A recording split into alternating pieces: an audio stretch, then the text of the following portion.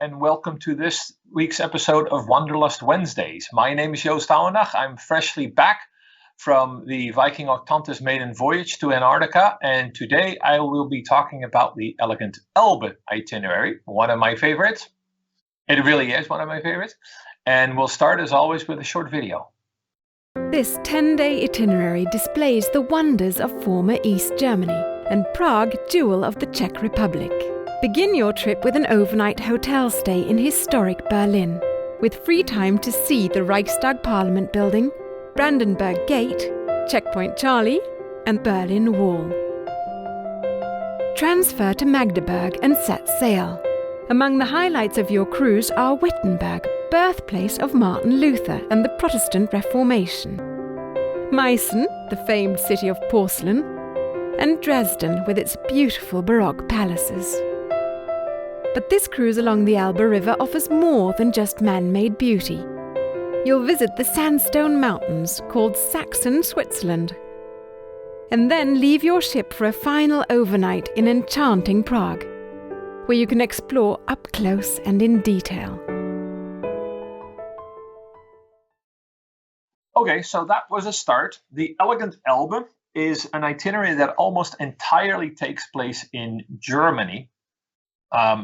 The Elbe has its origins actually in Poland, and then it flows a little bit through the Czech Republic and ends up just north of Hamburg in the North Sea.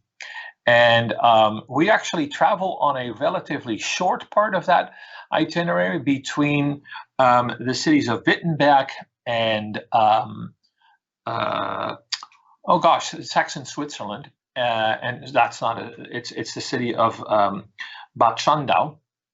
But it's a relatively short part of the river, but it is a very windy river where you are, and that makes it a perfect little river to cruise on. I think mile for mile, it's one of my it really is one of my favorite rivers. It has a lot to see, even if you just stay on the ship and let the landscape pass by. Let's start with the first 2 days that you spend in Berlin. Day 1 and 2 are in Germany's capital. Then day 3 and 4 are used to travel to the ship, because in Berlin you're staying in a hotel. Days 3 and 4 are used to travel to the ship in Wittenberg, and then that day 4 is actually you're now on the ship and you start with your voyage along the river.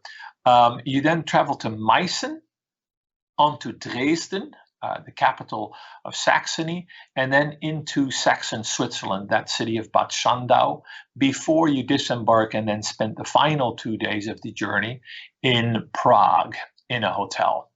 And we will now look at a map, and that gives you a bit of an overview of just about where we are. And again, here you can see that from Potsdam to Wittenberg seems quite a distance, but keep in mind that you're doing that by coach, and you just travel a little faster by coach. So it's a convenient little day ride from Berlin to Wittenberg with a stop in Potsdam. Then a question that's always asked at the beginning of a presentation like this is, when's the best time to travel? And I think there are 3 things that are worth remembering. One is any time of year here is a good time of year. Europe has a temperate climate. There's no such thing as an incredibly cold season or an incredibly hot season. Summers do get a little bit warmer, a little dry. On the Elbe, that means that your best time is probably from about end of April to June. And then if you're a little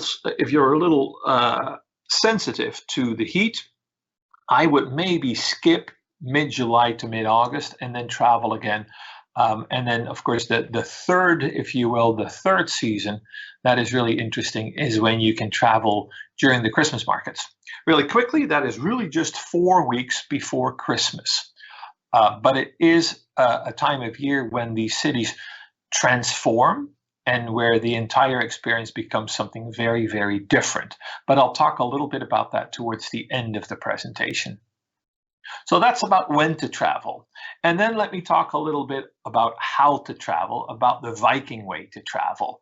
Our excursions generally offer what is iconic, what is expected. You will see the Zwinger Palace, you will see the Martin Luther House in Berlin, you will see the Reichstag, but we also try to take you a little bit beyond the things that you find in travel guides and travel books. We hook you up as much as we can with our own special relationships and open doors that remain closed for others. We'll get to that when we speak a little bit about the Lobkowitz Palace in Prague. We try to give you a flavor of local life. That means we want you to drink the beer that the Germans along the Elbe drink. We want you maybe to have a glass of wine, as there is a wine region, a tiny little wine region, but it's still there right on the banks of the Elbe. We try to introduce you to what locals like to do, what locals think, what locals feel, what locals eat. And finally, we try to give you an idea of how people make their money in these places. We always thought that was a really interesting part of travel. Everyone does it. Everyone has a job. Everyone has a working day. And these working days are part of the excursions that we call Working World. We try to introduce you to the industries that are important for the region. And we have two perfect examples of this in this particular itinerary when it comes to Working World, but we'll get there in a minute. So let's just get started. But before we do get started, let me just one more, and I sometimes forget about this. This is why I'm making a bit of a false start. But let's talk a little bit about the pre-extensions. You can add a few nights before or a few nights after you travel with us, and that helps, first of all, to conquer jet lag a little bit. It also just gives you a little bit more time in some of the most spectacular cities in Europe. And we'll talk about the pre-extensions before I delve into the river voyage, and then about the post-extensions after. So we decided to go with the itinerary this time from Berlin to Prague. You can obviously also book it in the opposite direction. But if you were to start in Berlin, the easiest thing to do is to just add 2 nights in Berlin itself. And these are very simple setups. We get a hotel for you that is centrally located. We get you the services of a Viking host, and that is a person who will help you make the most of your time. But by and large, you are the master of your own time with assistance, rather than us taking you by the hand. That is what we do during the voyage. On the extension, in this case, you're free to do as you please. You can also do the exact same thing and add a city in Germany, and in this case, that would be Hamburg. Hamburg is a port city. It's still on the Elbe, so there is definitely a very strong relationship to your river voyage, but it's quite a bit further downriver. Hamburg is the largest port in Germany. It's a seaport. The Elbe gets very, very wide in Hamburg, and so you'll see gargantuan ships in Hamburg. The port city itself, with all the warehouses, has become a UNESCO World Heritage Site because it's centuries old, but it's also one of the best preserved examples of these old port cities that emerged in the Hansa years already, so in the late Middle Ages. But Hamburg itself grew larger and larger over the centuries, and as I said, today it's the largest port in all of Germany. So those are the 2 options that you have when you book a pre-extension. And then let's go into the itinerary itself. And we start with Berlin, obviously, and this is an image of the Reichstag. That is the Parliament building. This is a very modern addition by Norman Foster onto a classical building, a very large classical building. This particular spiral houses, actually the restaurant is the building, the squarish building that you see on the left side of this dome. It is a spiral staircase. And it's a beautiful, it's one of those really interesting experiences that you should have when you are in Berlin. And it symbolizes transparency. Transparency, considered one of the most important aspects of democracy. and that is why it's put on top of the building. You can look inside of the chamber, inside into the German chambers, to get a sense of this transparency. Aside from that, you also have a splendid overview of all of Berlin. Then the next slide shows you the Gendarmenmarkt. This is one of the main squares in Berlin, and quite often you will find that your overnight is, if not right on the square, we use a hotel that is right on the square, or it's in this general neighborhood. This is what used to be East Berlin, magnificently restored. It was left alone after World War II. It was, in some cases, it was rebuilt a little bit, but quite a few of these buildings really got a very massive makeover after Germany reunified in 1989. And the Gendarmenmarkt is probably the best example of this in Berlin. In Berlin, you also have an option. We show you, obviously, as I mentioned, the iconic and the expected. So we take you on a city tour where you get to see Checkpoint Charlie and what is left of the Berlin Wall, and the Gedächtniskirche, this church that is very iconic for Berlin, a church that was left in ruins after World War II as a memorial to what happened. But obviously, we also want you to eat what the Berliners eat. And this is a really good example. There's a brewery that sits kind of on the outskirts of the old city, where we take you, and they do what every brewer in Germany does. They brew beer as they have been doing for 500 years. In Germany, there is something called the Reinheitsgebot. And it's basically the law that determines what you can put into beer.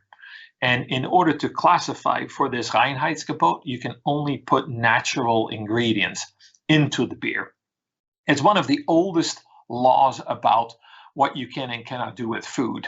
And in Germany, even good God-fearing people will say it's the Bible in one hand and the Reinheitsgebot in the other hand, because it is that fundamental to German culture, if you will. Then, of course, this is an iconic bridge that you might recognize. This is something that you will see on the city tour. This is the Oberbaumbrücke.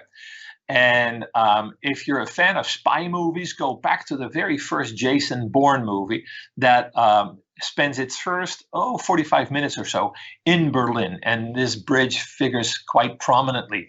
The Spree River runs through Berlin, and that means that the city has bridges galore. Just outside of Berlin is another very famous bridge. Again, it's on the outskirts.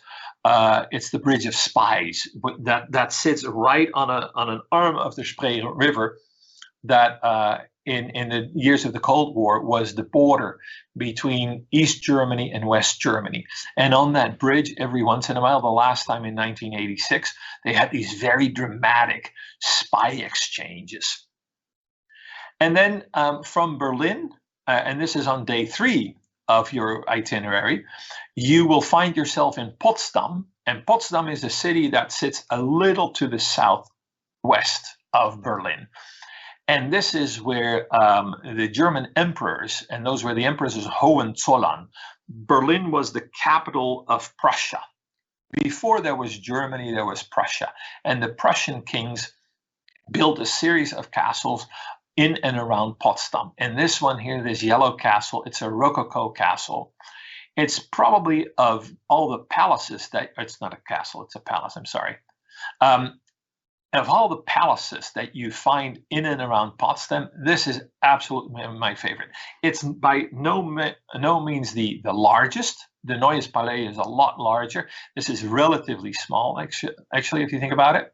But it is just beautiful. It's an exquisite shape. It's very, very well preserved, and it's just not that large. It's still somewhat on a human scale, and I think that's why I like it so much. And then you can go down these stairs and walk around the gardens a little bit. It gives you a very genteel feeling for the half day that you spend there. And then at the end of this day, day 3, you will find yourself in Wittenberg, where you embark your vessel. These vessels, by the way, they are custom made for the Elbe. The Elbe is a relatively shallow river. And so these ships they look a lot like our long ships. They're just a little shorter. And they're made for the Elbe River, really. In Wittenberg on the Elbe, this is probably a building, and it's renovated. The old gates are no longer there, but these are the gates, the church gates where Martin Luther in the 16th century nailed his 95 Theses to the doors of the church. And at the time, he was an Augustinian monk who had it with a lot of practices in the Catholic Church. And because he was an ornery man who was not to be quieted and who was not to be toyed with, he became the founder of a new religion with Martin Luther's 95 Theses. Protestantism eventually enveloped all of Europe, caused a lot of strife, caused a lot of wars, but he did become the founder of Protestantism. And in Wittenberg, you can see this church. You can also retrace his steps back to the Luther house. And you can see that this monk actually was not that poor. He was by no means a Franciscan. He was someone who liked to live in a large house with servants, and of course he eventually, as he became the founder of and he just thought he was going to stay in the Catholic Church and just move it in a certain direction. Eventually, he found himself outside of the established Catholic Church, and he got married with Katharina von Bora, who was a very smart woman and who was in religious scholarship really his equal. And their house is really a testimony to the man's life and work. It's one of the most interesting houses in Germany that you could visit. After Wittenberg, the first city that you will encounter is Meissen. And this is the Albrechtsburg in Meissen, with a beautiful little Gothic chapel. And the burg itself and the chapel, they sit on this rock overlooking the town. And with Meissen, we're now in the old kingdom of Saxony, and Saxony in the early 1700s had August der Starke, the strong August, who was a man who loved the arts and who really left his mark in quite a few places in Saxony. Dresden is the next example. What's really interesting here is the story of Johann Friedrich Böttcher. He was an alchemist, and if you remember from grade school when they talked about the Middle Ages, an alchemist was something of a sorcerer, and this was a classic alchemist who said all that he needed were some basic ingredients, and he could make gold. And so August the Strong said, "That's great. We're going to bring you to my castle. And in my castle, you will be incarcerated until you actually produce gold." So Böttcher sat there and realized that maybe he had overplayed his hand a little bit. So he did a lot of experimenting. And at some stage, he actually developed something that is now, at least in Meissen, at least as valuable as gold. He was the first person in Europe to recreate the Chinese process of making porcelain. So Meissen became, with this incarcerated alchemist, the center of European porcelain. And that is still the case today. If you had a chance this past Monday, you may have seen our program on the Porzellanmanufaktur.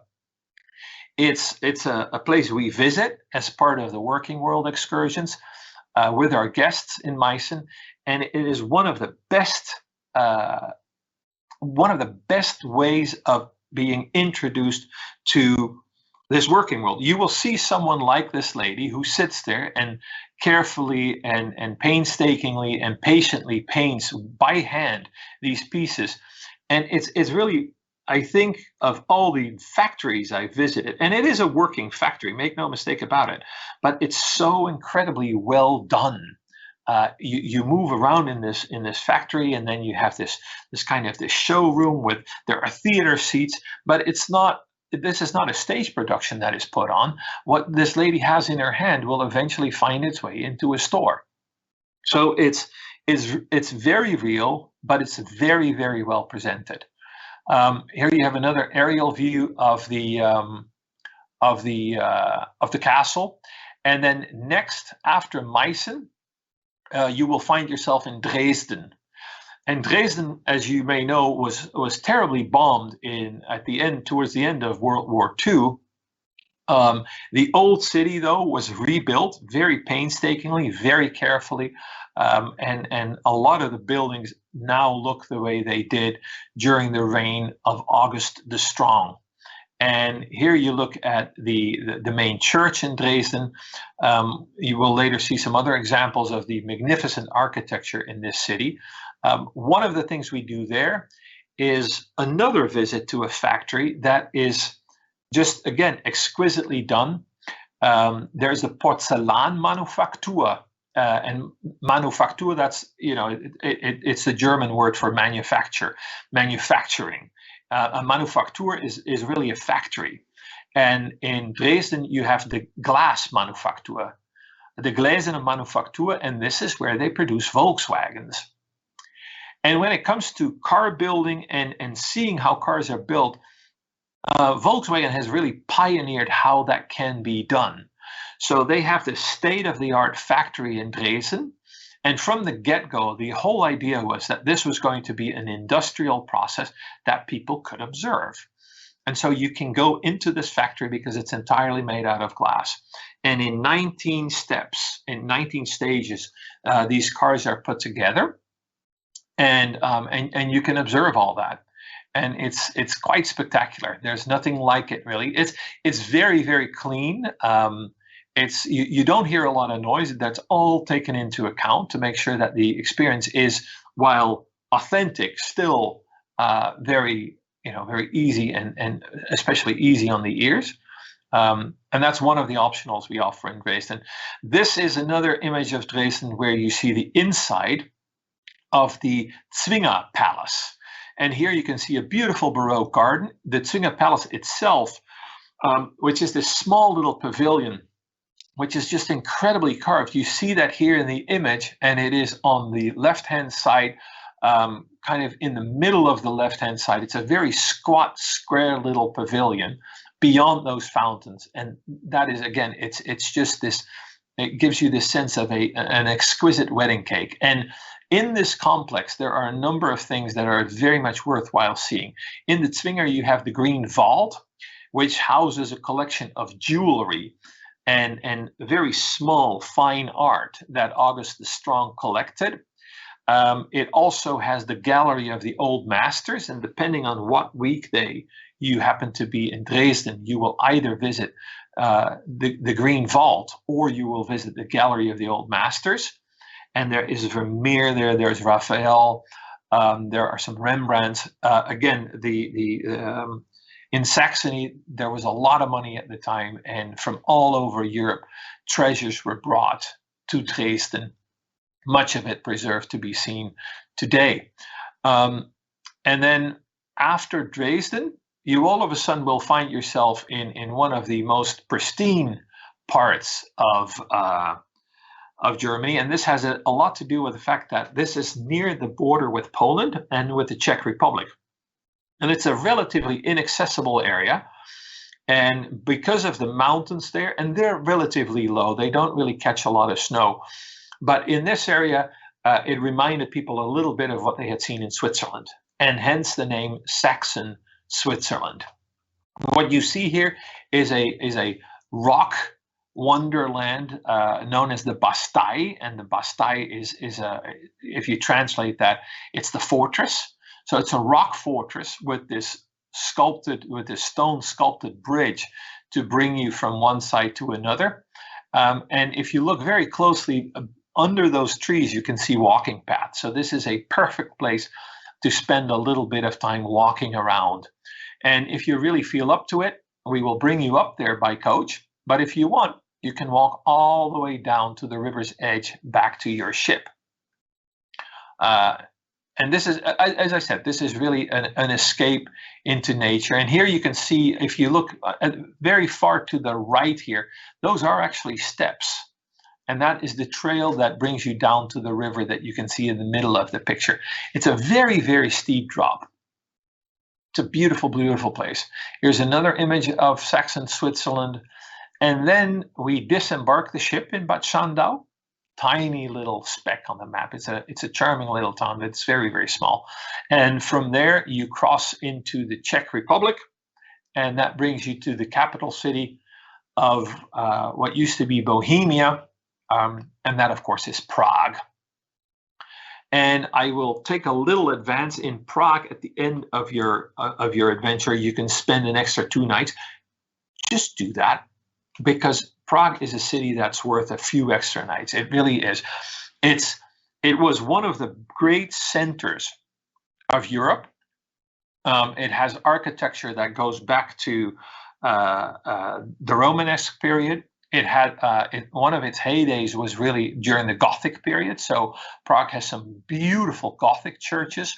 Baroque was another period. Then, so the Gothic period ends kind of, I would say, in the 16th century, early 16th century. Then it's over. You're already into the Renaissance in most parts of the world. And there are some beautiful Renaissance buildings in Prague, and then there are beautiful Baroque churches. And there's also an awful lot of Art Nouveau. Around the turn of the 19th to the 20th century, Prague lived through another economic heyday, and a lot of ostentatious buildings back then were built in the style that was new at the time, the new style, the Art Nouveau. So Prague is really, for architectural lovers, it's just an incredible city. But we have a little video, James, if I'm not mistaken, and we should probably do that right now. This is a perfect spot to insert that little video. Prague, the city of 1,000 spires. If you have a little extra time in Prague, there are a few things you really should try to experience. The top of my list is Lobkowicz Palace, one of the finest curated museums I've ever visited, and home to the original music score of Beethoven's Fifth Symphony. The old New Synagogue in the Jewish Quarter is another good choice.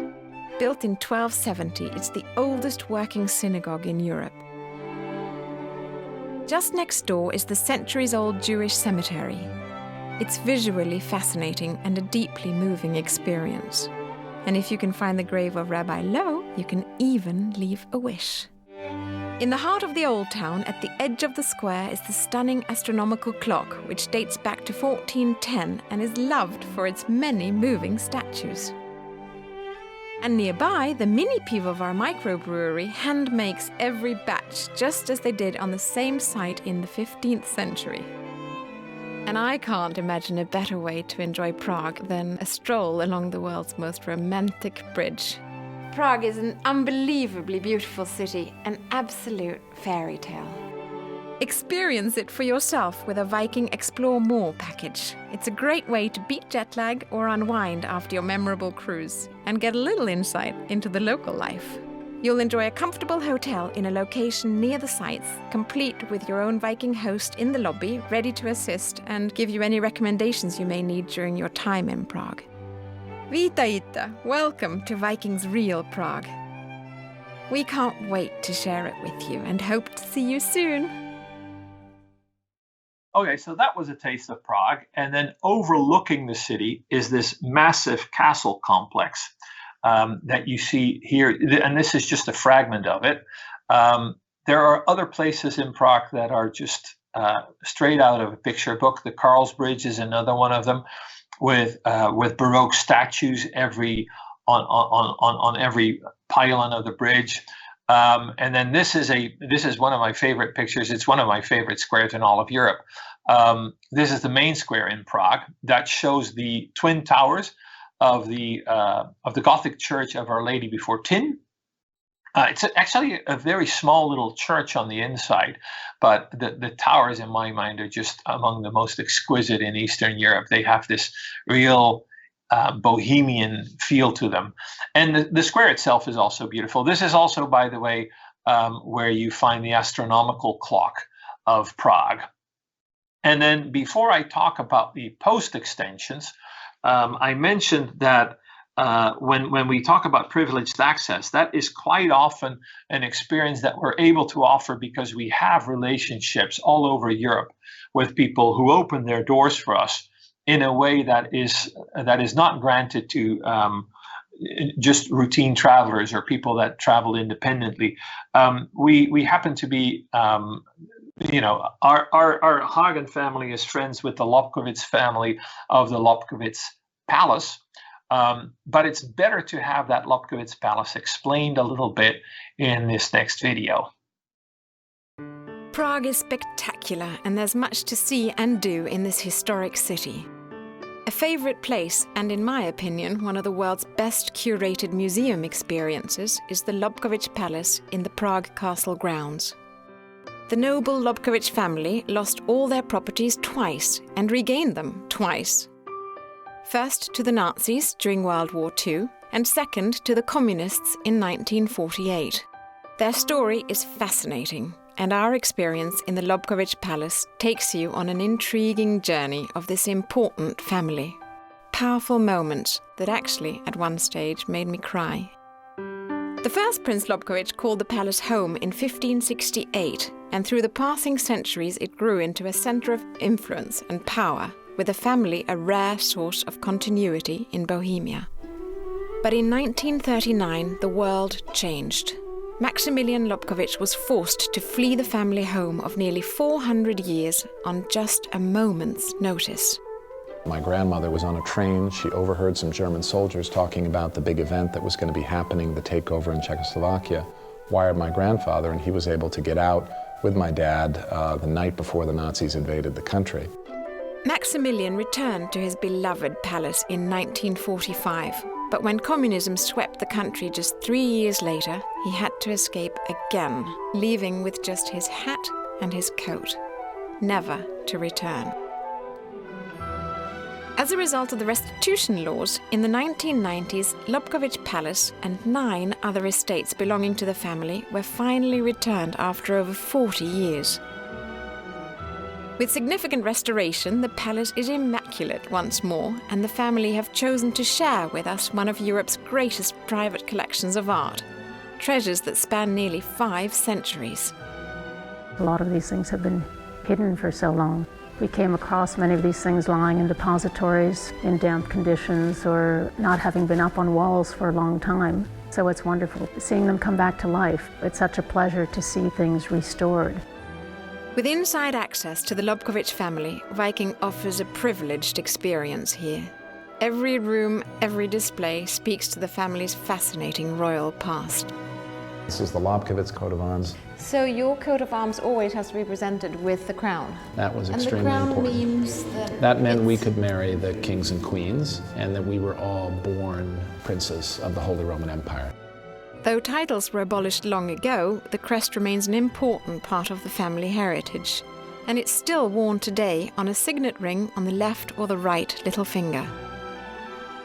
Strolling amid one of the largest private art collections in Europe is a real treat, providing an insider's view of life in Bohemia, along with a diverse collection of rarely shown masterpieces, including 2 significant Canalettos and Bruegel the Elder's haymaking, one of the pinnacles of European landscape painting. This little guy here, can you see him there? It's a whole painting, actually, in and of itself. Yes, if you put a little frame around it, it looks like, doesn't it? Yes, absolutely. Isn't that wonderful? But one of the most unexpected exhibits included this. Yes, Beethoven's Fifth Symphony. This remarkable music is dedicated to the Lobkowicz family, Beethoven's faithful benefactor.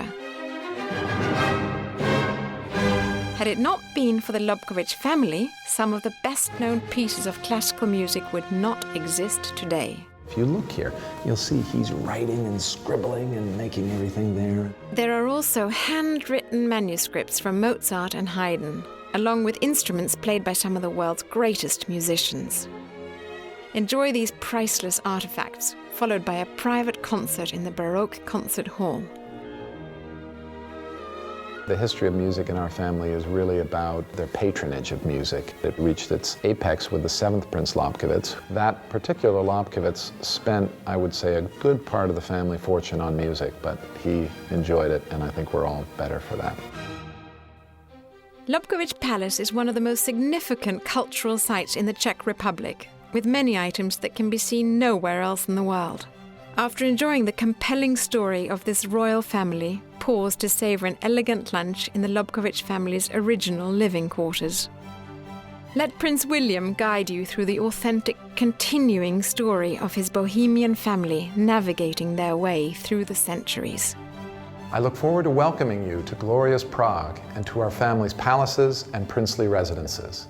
I'm William Lobkowitz, hosting Viking guests in the heart of Bohemia. Viking River Cruises. No one can show you the real, regal Czech Republic like we can. Okay, and then what we have left are the extensions. Like I mentioned, you could spend an extra 2 nights in Prague. Let's assume that you've already been to Prague, maybe on one of our previous itineraries. You could also spend an extra 5 nights and travel through the Czech Republic from Bohemia to Moravia and then on to Poland, and spend some time in Krakow and in Warsaw. Krakow itself, the old city, is just beautiful. Warsaw is just a very interesting city with a lot of history, completely destroyed during World War II and painstakingly rebuilt. And you'll have an opportunity to visit the former concentration camps of Auschwitz and Auschwitz-Birkenau. And those are also very, very interesting places. If you've never been if you've never seen that part of Europe, I think to do Auschwitz, to do Krakow, and then to do Warsaw really gives you a very good slice of Poland, an almost perfect slice of Poland. And that concludes this week's presentation on the Elbe. And now, Scott, I'm absolutely ready for questions. Oops, you remind me with that slide. And I did say that. I apologize. We were going to talk a little bit about those 4 weeks before Christmas. They have become such a staple of river travel in Europe that we decided to extend our seasons as much as we can.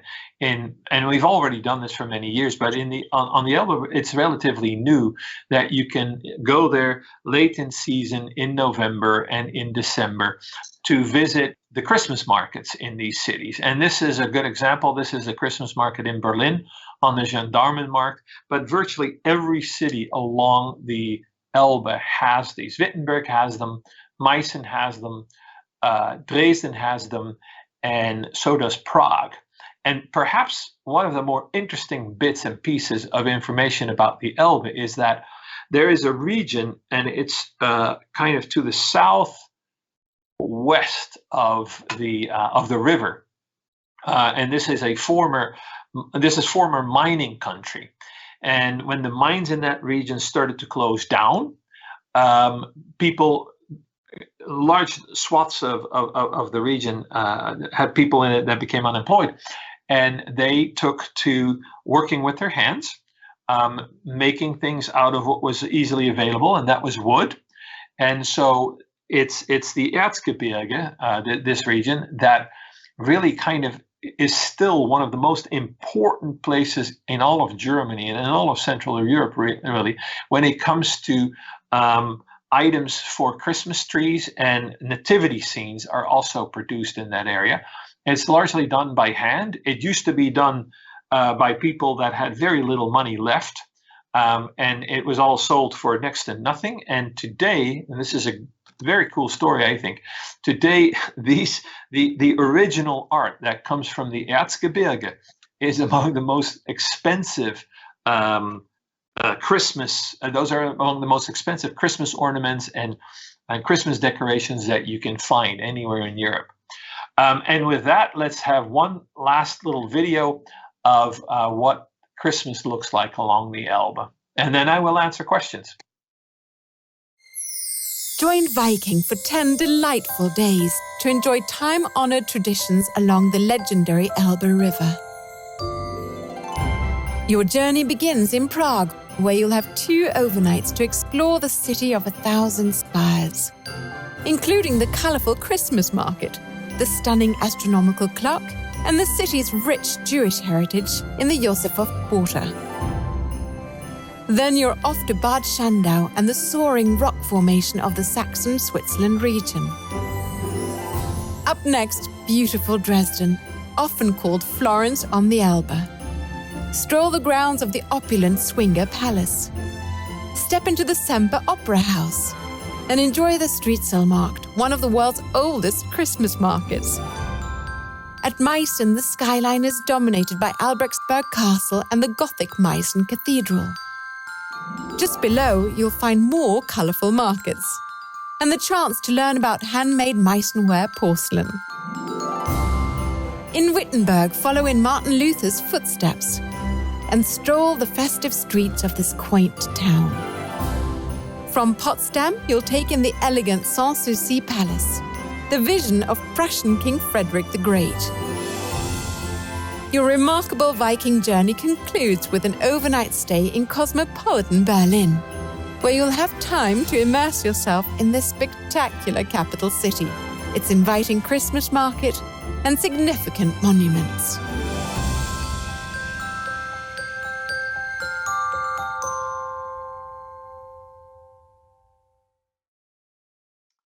All right, Scott, let's hear it. Perfect. Thank you so much for that presentation there, you. So our first question comes from Patty, and she asks, would this cruise be suitable for myself? She does say that she's a 72-year-old, and she's wondering if she would be able to enjoy all the locations on this itinerary. Yeah, I think so. In Meissen, you can basically be dropped at the top of the castle and then make your way down, which makes things a little easier. In Prague, if you can't walk long distances, then there are just places where you cannot go that easily. But overall, I don't think there's a real big issue, no. Oh, perfect. Thank you, Joost. So the next question is from Hubert, who is in the United States. His question, quite a simple question for us. How far are the hotels from the city centre? Well, we use in both cities, in both Berlin and in Prague, we use various different hotels. Like I mentioned, in Berlin is so large that you're always going to be close to something, and you're always going to be a little further away from something else. And I know that that's a boring answer, but we use the Hilton in Berlin a lot, and that sits right on top of the Gendarmenmarkt, which makes it a hotel that feels very much like you're in the middle of things. Having said that, if you want to go to particular museums, for instance, you may still have to travel a bit, because that's just the size of Berlin. In Prague, we have some hotels that are smack dab in the middle of the old town. We also have one of 2 hotels that are a little further out of town, but if that is the case, then they always sit on top of a subway station. And the subway in Prague is incredibly easy. There's really just 2 lines that intersect in the old town. So you're never very far away from the city center, whether you walk or whether you take a taxi or whether you hop on the tram. You're never very far away. Perfect, thank you. And then our next question is from Hassan, who is in Vancouver in the US. Mm-hmm. He asks, how much time do you spend in Prague and Berlin? And does it differ depending on which way your voyage sails? It does not differ. It boils down to the same thing. And if you don't book any extensions, so you need to figure that you're going to arrive in both Berlin and Prague in the second half of the day.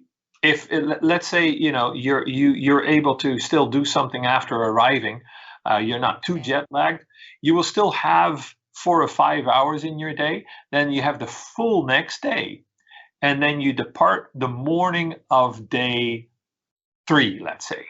Yeah. So you have a full day at a minimum, and then depending on when you arrive, you have a little bit of extra time, or depending on when you depart. And again, for both of these cities, one day is it's a good amount of time. You can get a good thick slice of Berlin or a good thick slice of Prague. But if you want to spend a little bit more time, just do an extra 2 nights. I don't think it's a luxury in either one of those cities. Yeah, I completely agree with that. Definitely add an extension on to enjoy the cities. Mm-hmm. And our next question comes from Gina, who is in the US.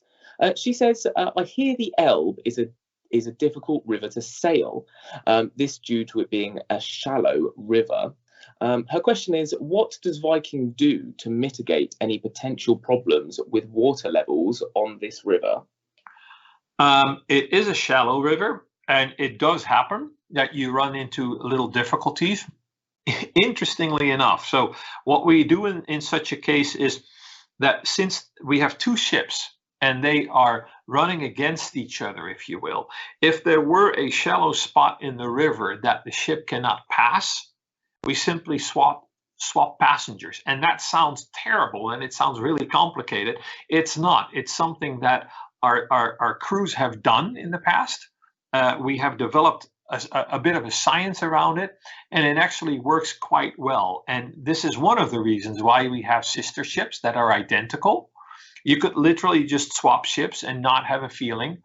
And this is all done for you. You go on an excursion and you come back to a ship. And because the ships are identical, you will really almost have to look at the name of the ship to understand that you're still in, let's say, stateroom 222. It's just on a ship that has a different name. But other than that, very little has changed. And you will find yourself on the other side of the shallow spot. Now, what we've even done in the past, and I'm just giving you an extreme case, this doesn't happen very often. What we have found is that since the river is very windy, you don't really cover a lot of distance. From Dresden, for instance, to Berlin is something of about 2 hours. And that basically means that if you were to be stuck anywhere, it's relatively easy to get you to your destination on a coach. And these do not become incredibly long coach rides. It's actually all quite doable. But again, I'm now painting you a very black picture. The ships, again, are made for this particular river. They don't lie as deep in the water as our normal long ships, and that helps an awful lot. Thank you, Joost. And our next question comes from Bruce, who is also in Vancouver, in the US. His question is, he's already scheduled on one of our cruises from Amsterdam to Bulgaria. Is the Elegant Elbe cruise a different itinerary altogether? Yes, it's a different itinerary altogether, different river. So when you go from Amsterdam to Bulgaria, you are going to be on the Rhine and on the Main and on the Danube. And the Elbe is a different river. It's not connected to that system. Yeah. And our next question comes from Harold, who is also in the US. He asks a question personal to you, Joost. What is your favourite type of cabin to sail in on this river? I don't know if you're going to like the answer. Whenever I travel, I spend so little time in my stateroom because I want to be on the deck, I want to be in a lounge, I want to be where other people are, that it doesn't really matter all that much to me, I have to say. And the beauty of the river ships is that these are relatively small ships. If you want to have, the best view from your stateroom, go with a cabin that is a little higher up. If you're traveling on a somewhat smaller budget, you will still have a great experience if you go with a cabin that's a little lower. So I don't really have a favorite. And I know that this sounds like a marketing-y answer, but the bottom line is that you don't. On river ships in particular, you don't travel to spend an awful lot of time in these staterooms. They're incredibly comfortable. they have, we still have people that want our mattresses. I can tell you that our beds must be more comfortable than some of the beds of our guests, because they ask us, where do you get your mattresses? So they're very, very comfortable. But I encourage you to spend as much time away from your stateroom as you can. I hope that that's an answer that helps you a little bit. No, I definitely agree with that answer. Absolutely. And Mark is the person giving our next question. He's from a place called Sunrise in the US. His question is, which Christmas market along this itinerary would you personally rank the best, Joost, and why? Wow.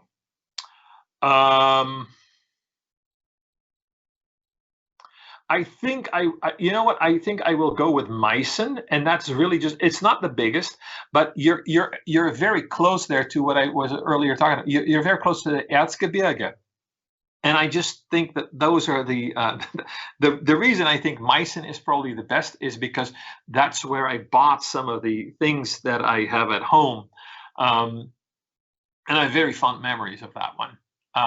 But it's very close to the heartland of where they produce an awful lot of these what do you call this? In German you call them Krippenfiguren, nativity scenes. That's a very big thing there. But honestly, on this itinerary, they're all quite good. They're all quite good. And when I say quite good, what I mean by that is they tend to lean towards the very traditional, which I like. So you'll have an awful lot of, you will not have an awful lot of modern stuff. Some Christmas markets do have, run the gamut of things that you can buy in a store and then things that are handmade. These all tend to go more towards the traditional handmade type of things. Meissen is a short answer. Yeah, much shorter answer. And our next question is from Bob in the US. He asks, are there any e-bike excursions on this trip? And he's also got a second question here as well. Can the Viking reps on board arrange for ballet tickets in Prague? The first answer is no, but we can help you get your own e-bike. And I would say that in Dresden, you can bike in any of these cities. Meissen is not a good example because it's up and down, but you could bicycle in Berlin. There you really have to know what you're doing because that's a big city. You can certainly do it in Dresden, and all these cities by now have these stations where you can rent one with a credit card, and our staff on board can help you set that up. We do not currently have guided excursions in any of these cities by bicycle, not yet, but you can easily do it yourself. And the ballet tickets, yes, that's just a matter of in a timely fashion, ask your ship staff to do that for you. And then, of course, it all depends on what's there, how popular the ballet is, and so on and so forth. But in principle, that's absolutely what they're there for, our staff. And our next question is from Hector, who is in Darien in the US. And he would like to know what the Elegant Elbe River Cruise offers in terms of entertainment, specifically after dinner time. We have musicians on board. That's one. And our river ships do not have showrooms. They have a lounge, a comfortable lounge, and so the music is big enough for the lounge, but not bigger. And then we also bring local entertainment on board. We bring local entertainment, we bring local lectures. What exactly that is going to be, I can't tell you. If you're someone that likes to go out at night, you can also, and this is the beauty of river cruising, if what we offer on the ship is not to your liking, you can always just walk into town. Absolutely. Yes, going to town for a few drinks, that's what I say. And our next question is from Diana, and she is from the United States as well. She says we've already touched on this, but she would like a little bit more detail. But how different are the ships on this river compared to our Viking longships, apart from being shorter? What other differences are there internally in the ship? Shorter, they have less capacity. That means the restaurant is a little smaller, the lounge is a little smaller. Other than that, we really try to keep the ships identical, so that the experience is still very comparable to what you would have on a long ship. It also is just a 2-deck ship, so it's altogether, it just carries fewer passengers. But other than that, it's a very recognizable experience, and that was the whole purpose. Absolutely. And then Bridget from Canada, her question is quite simple. It's a personal one for yourself, Joost. She asks, what do you suggest to be the best time of the year to go on this cruise?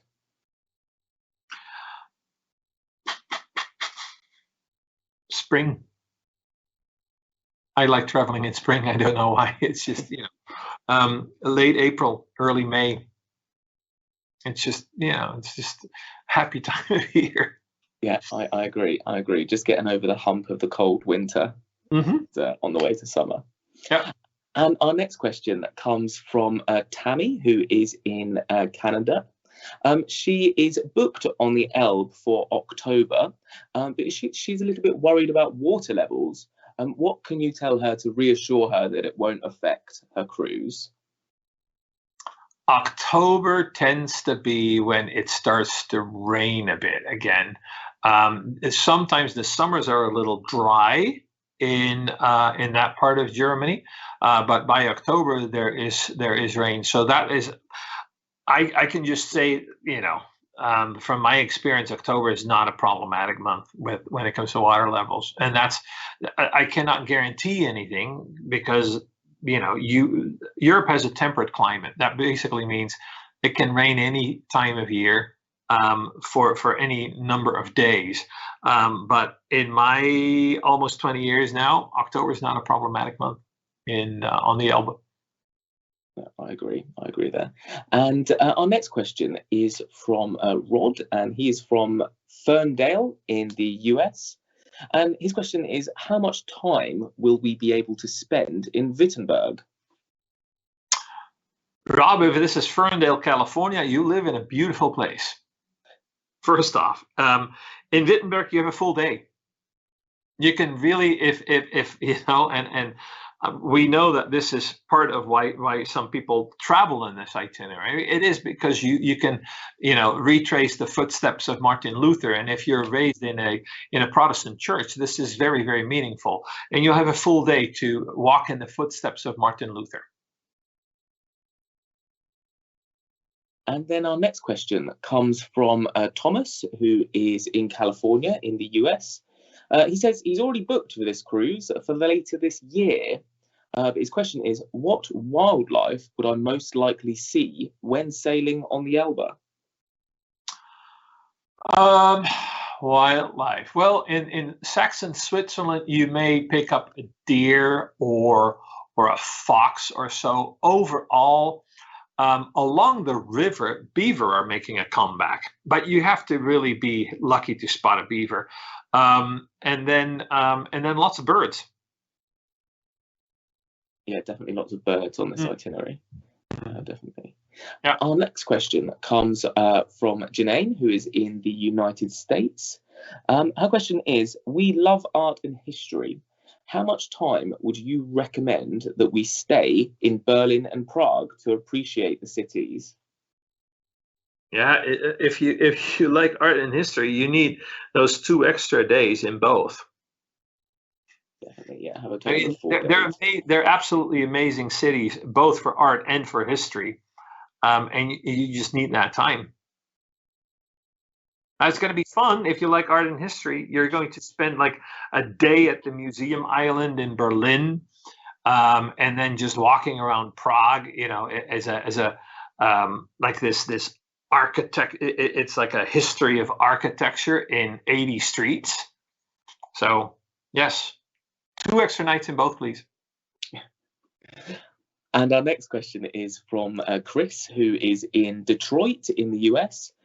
He asks, what are the hotel options in Berlin and Prague? Is there a way to upgrade them if the customer would pay an upcharge?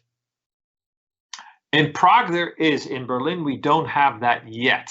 But in Berlin, I also think so. In Prague, there is an option to buy an upgrade, an upgraded hotel.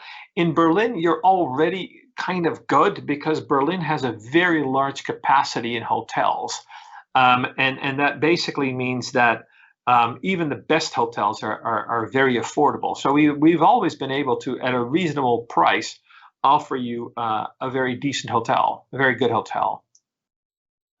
So in Berlin, we do not yet. It may come, but at this stage, we don't have an upgrade possibility.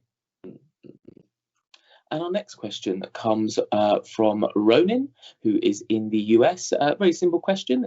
Is there a single supplement for this itinerary? There is, yes. Yeah. I think on that one, give your local call center a call and see what they can do for you. Absolutely. Yep. By the way, the gentleman from Detroit, make sure to say hello to our ship. The Octantis will be coming to Detroit soon. And my next question is from Mari, who is in the US. She says, do your pre and post-tour extensions include sightseeing, cultural experiences, or other activities, or are they just for hotel only? So the answer is a little complicated. Yes, they don't, or no, they do not include sightseeing, but they're not just hotel. They do have a Viking rep, and we make sure that these are people that are local experts, and that makes them very valuable because here you have someone that you can sit down with. This is not a guidebook that you need to leaf through and then make up your own mind and you can't ask questions. Here is someone that sits at a desk where you can ask questions, where you can make sure that that person knows your own personal preferences, and then someone can help you put together your own programming. So it's more valuable than just hotel nights and breakfast. And our next question comes from Thomas, who is in the UK. His question is, so is local German beer served on the ship during this cruise? Yes, the answer to that is yes, local beer is served on the ship, but you still have to also just try very local beer when you step ashore. It's impossible for us to serve every single beer that you could possibly get ashore.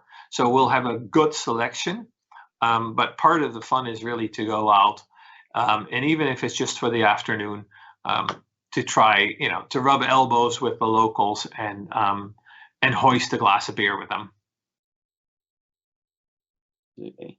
And our next question comes from Mike, and his question is any of the family still living in part of the Lokovic Palace? He says he was there back in Prague in the 1970s and doesn't think anyone lived there back then. But do we know if anyone lives in the palace nowadays? Yes, the Lobkovic's still live in parts of the palace. They travel an awful lot, but yeah, they still are there.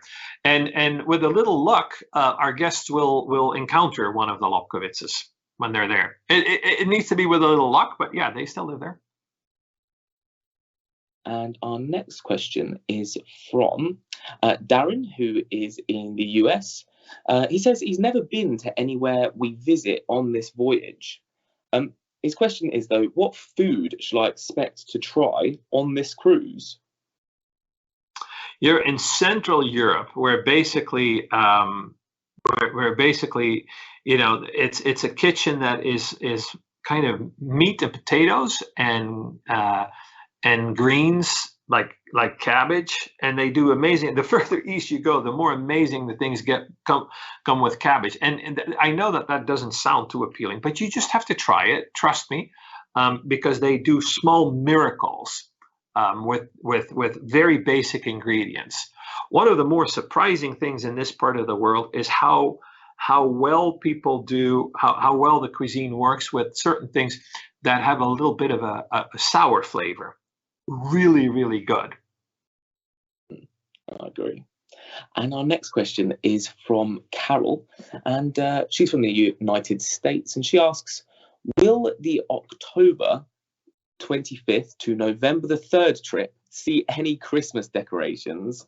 So I believe from Carol's question, she's booked on this cruise on departing on October the 25th and wanting to know if she's going to see any Christmas decorations. I'm personally not too sure at that time of year.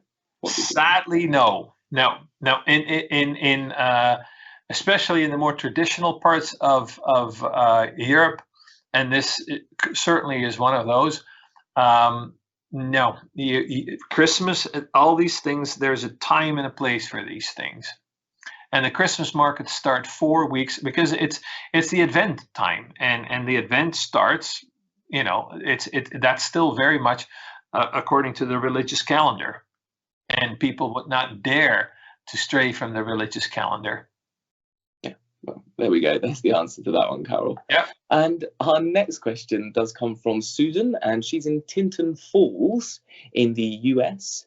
And she says she's tried to book the Christmas markets cruise, but they are unfortunately sold out for 2023.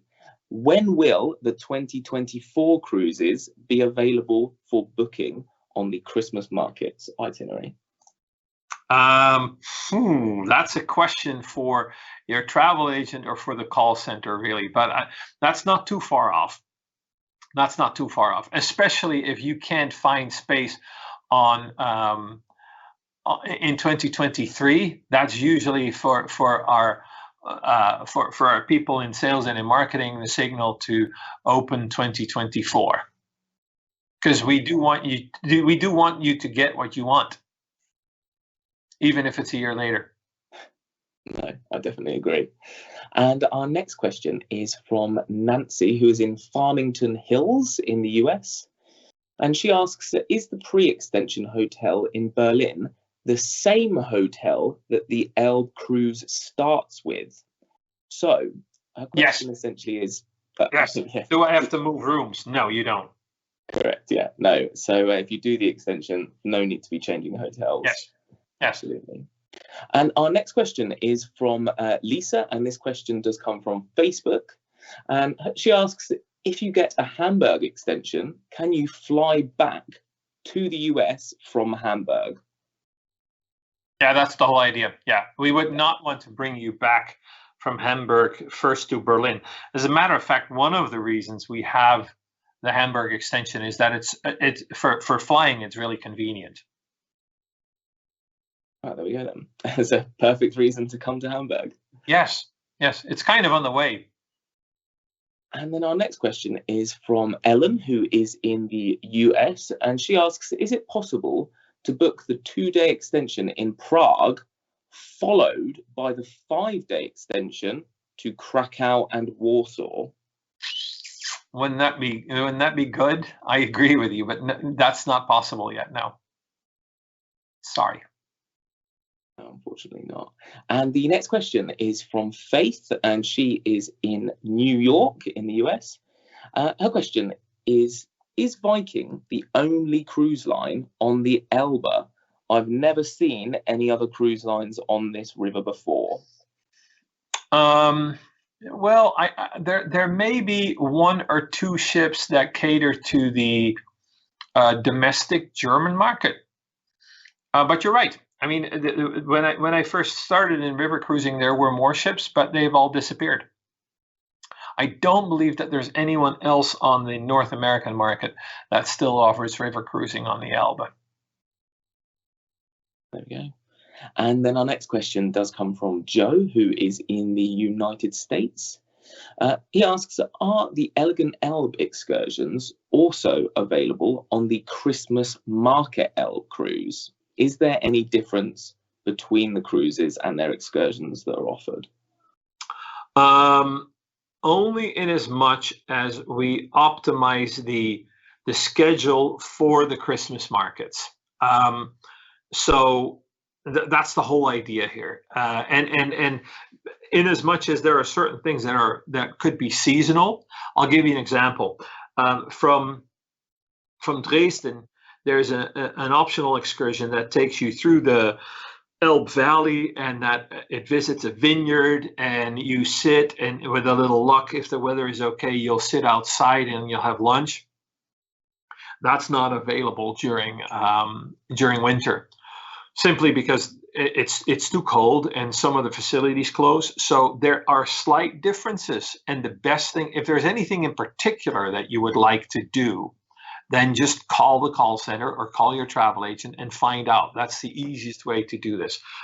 So optimized for Christmas markets, absolutely. But you can do most of the things that you would normally do on the Elegant Elbe. When in doubt, or if there's anything in particular that you wanted to do, just ask. Absolutely.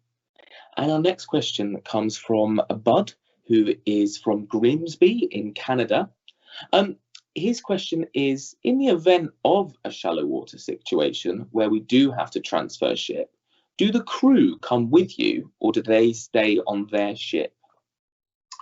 The crew will largely, some key members of the crew will travel with the group, but mostly the crew will stay on the ship. And what you will find is that the crew on your new ship is just as nice as the crew on your old ship. I'm not kidding. No, I absolutely agree. I can never fault our crew. And our next question comes from Scott, who is in Grapeland in the United States. His question is, are the Elbe ships exactly the same to the new Seine ships? No, they're not. The Seine ships are, again, there we felt it was necessary in order to bring us into Paris to have ships that are a little different than the long ships. But it's its own category. Yeah. There we are then. And next question is from Christina in the United States. Her question is, how long is the coach ride from the ship to Prague and from Berlin to the ship? So the coach ride from Bad Schandau to Prague is a little over 2 hours. And from Berlin to Wittenberg, that is altogether about 3 hours. But you keep in mind that what you do when you leave Berlin is you first go to Potsdam, and you spend several hours in Potsdam. So it doesn't feel like you spend hours on the coach. There we go then. And our next question is from Michael, and he's in the US. He asks quite a simple question for us. Is there a wait list for the sold out 2022 and 2023 Christmas market sailings? That's a good question.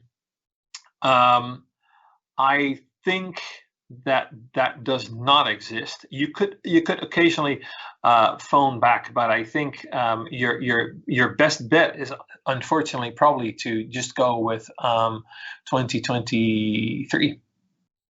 I agree, absolutely. Wait for the new sailings to open up. Mm-hmm.